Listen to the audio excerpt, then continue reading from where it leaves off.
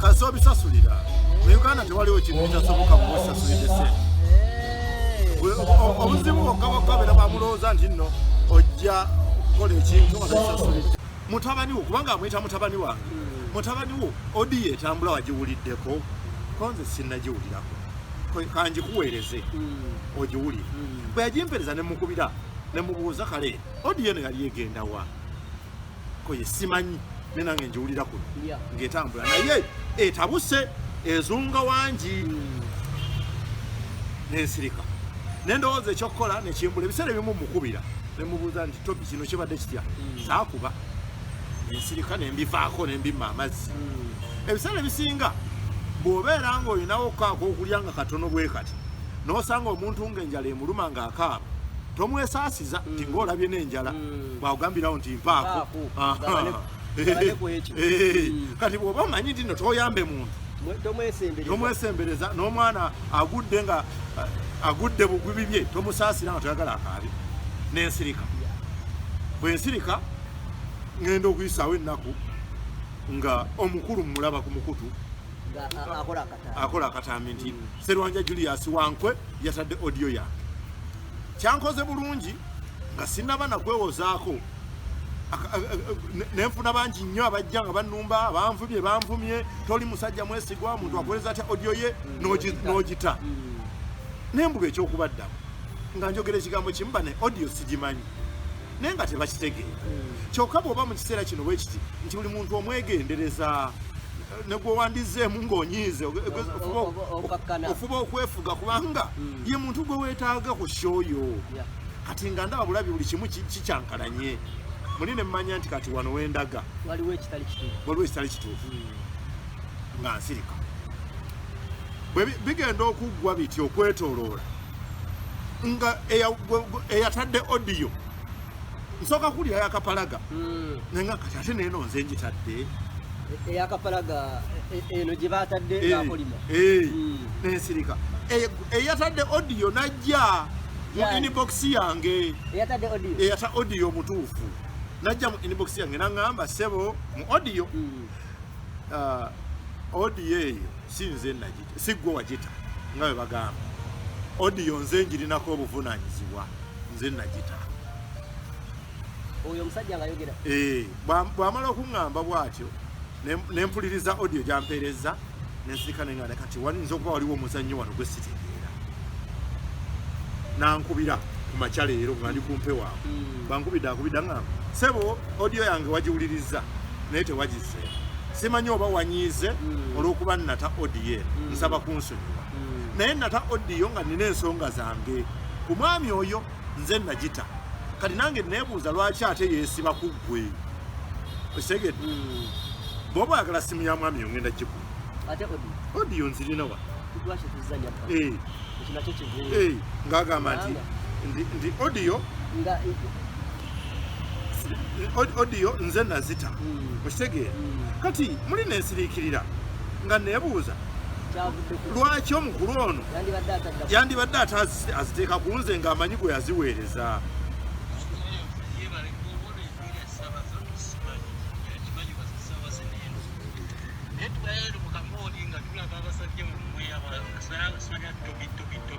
kali mu Uganda audio sempre agamba nti bwesasanya audio nti bekwatuma abantu abakukuma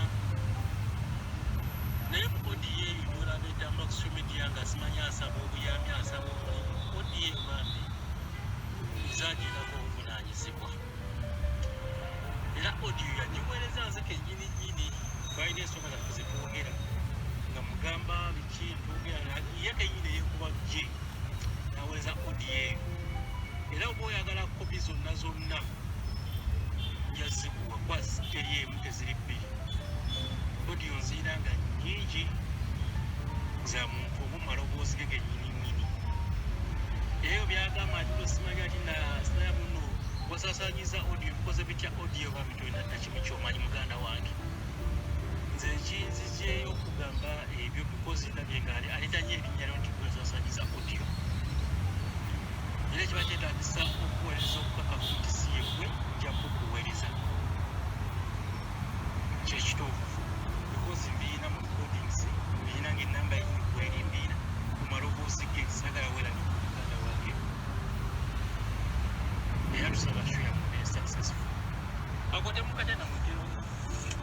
lowooza bwerowooza kajja tereera mulayini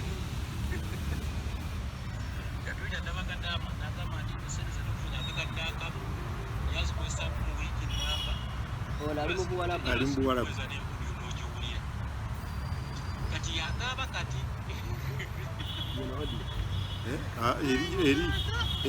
eri endala yeeno wano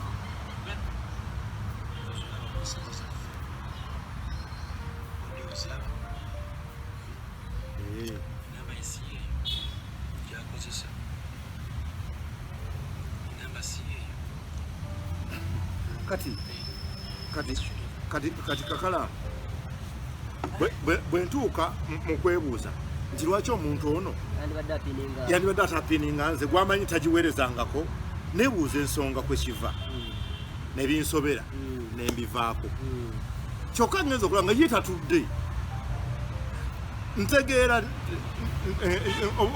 wayazimbuukako ddi nga baŋŋamba nti yaleetadde ekibaluwa wano ekitutegeeza nti agenda tuwaabira essebo kyajja ebbaluwa nze ebbaluwa ngifunye leero okugirabako n'amaaso gange ngifunyeko leero naye bwe yagireeta awo yiino wano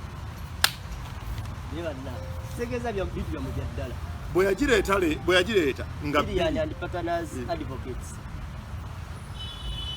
Mr. Serwanya Julius, Managing Director, Bizonto Communication Media Company, no wajiwandiisa. Naye kino si kyenawandiisa bakira Bizonto Media Communications. Kati eno yeri ebibye ng'akyali. Alayika ndowooza ayagala kigatti n'ayagala bifaanagane mu mutwe ne kigaana okujja. Arrangement n'ebula. Kiri Media Communications, yakoze Communication Media. Kati wano kirala. Kino kirala. Narrated receive court radio demand for the directorship and shareholder rights and benefits. Byabaloya sibitegeera nange. Notice of intention to sue. Kati ngisome. Oba bagire okay. We act for the behalf of client Mr. Kapero Innocent Todi, referred to our client here in with instruction to address you as here under. As you are well aware, our client is one of the founding director and major shareholder of 40% shareholding in Miss Chirochiri M. Simanyi Bizonto Media Communication Company Limited, where you are also the managing director. Akoko kakatisoka tugenda ku kino kituufu oba nedda ate kituufu awodinga share 40% naye ali omu ku director oba omujjako bino ebintu byetukola wano twakola n'omwami nga twaliwo kiwandiiko kyonna. Bizonto yatandika mwaka Bizonto tutandika 2018 naye nga tebiri mu document neegi nga tukola bya bbira mupango tugenda bugenzi era n'avaamu ng'okuvaamu okwe kwatuula ku mutual understanding ne tutuula Bizonto ebyaliwo twaliwo naye nga kaleera yali makati nga mediator ne tulema okukaanya ne tugabana n'agamba ntute channels kwetuze twalikozesa byonna n'abitwala ne tusigaza ekintu eki n'atugamba mugere ne kamera n'erinnya yasooka kubeera Bolongoto ba Bizonto byali Bizonto Bolongoto yali YouTube channel ne Facebook page kubanga ebyo byo tutandika nga webiri naye nga tebirina following bitegedde nga biri mu mannya ga Bolongoto era tebyavaayo kati bwe tumaliriza awo nga tumaze okwawukana tutuuka eno tuddamu twelibrandinga lwe tugenda mu documentation bwe tugenda mu documentation nga taliiwo okitegedde kitegeeza awo waliwe mwamuweera ennaku nti oba tokoze kino weewo n'atadda nemubeera ne bano yes nemugera nemuwandiisa ekibiina netuwandiisa ekibiina obwa director abuvaako awo oba director obw'ebigambo obwaliwo olwo bwebigambo we bukoma ne buggwerawo ddala. Kitegeeza nti omulundi gwe ogusoose okugenda mu mateeka temwali mu mateeka mu kusooka. Tewali mu mateeka. Tewali yadde n'ekisayiningo kyonna. Tewaliiwo yadde. Era tewaliwo yadde n'esente zali omuweereza. Tewali kubanga n'ensasula gye twasasulanga edda nga tukyali awo nga zakujja buzuli n'akuwaayo n'ogenda. Nga tetumanya na kumanya nti zijja bwe ziti. Osegedde. Nze omulimu ogwayo gwali gwa kuscriptinganga waaka. Kyekyokka ng'ebyokusasula yamanya sente bwe zijja n'agabirako baagabidde. Bino ebya documentation. Our client claims that since 2019 he has neither received any financial entitlement nor any other benefits as a company director, stock shareholder, and that despite numerous reminders and demands you have either stubbornly refused to fulfill your contractual obligations. Contractual kiki? Ndi kiki kye tulinako omukono fembi? Ndi kiki kye tulinako omukono nze naye kiriwa? Agreement ekola? Ekola? Mu mbeera ki? Bwe tuba tukola ebintu bino abantu bonna abayimirirawo ku talent olwaleero tuva mu mbeera eri eyogamba eno kampani ezimba bizimbe tino oba tugula ttaka gundi kakalamu avuddemu naye ettaka lye twasobola ebuloba weeriri bino oba tokyasobola ku providinga content rolo yo ebaki nga director rolo yo ebaki bino tulya ku content aleka content yaba boss ku ssaawa zino omutwe ne bwegunzigwako ne gukaddiwa nenfunayo omwana omuto najja n'atandika okuwandiika of course alinyirawo n'ayisa abalala kubanga olwo aba afuuse content provider tulya ku content wano nensigazanga nanyinirinnya bwe mba participatinga naye bwe mba sikya participatinga nga nkedde enkya n'ova wano kakalamu tuli ffenna wano n'ogenda n'okola kakalamu le ansa ewalala bizonto n'obita kakalamu le ansa n'ekola ebifaanagana n'ebyabazonto nga bazonto tebakuyingira mu kakalamu le ansa yo naye nga tojja mu bizonto n'osimbayo luseke kisoboka. Then agamba he also alleges that you and another director, one Mbabalimani, without his knowledge, consent or legal justification, connive and not only removed him from the company directorship, but also took up his 40% shares and shared them amongst yourselves. Kati anti twaliko dinga yo 40% yali agifuna ddi twabirirawo bugambye tewali asobola kunnyonnyola nti nno yafunanga percentage bwe oba nze nafunanga bweti wabula sente ezajjanga efunye ekyataano omusajja tubaweeko esatu tugabanire mu makkati bukyabanga.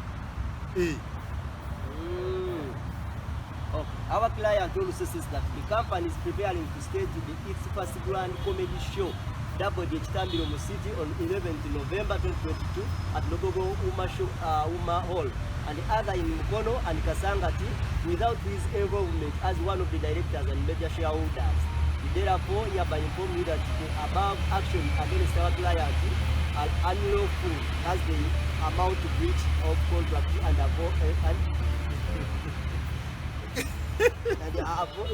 void abolition.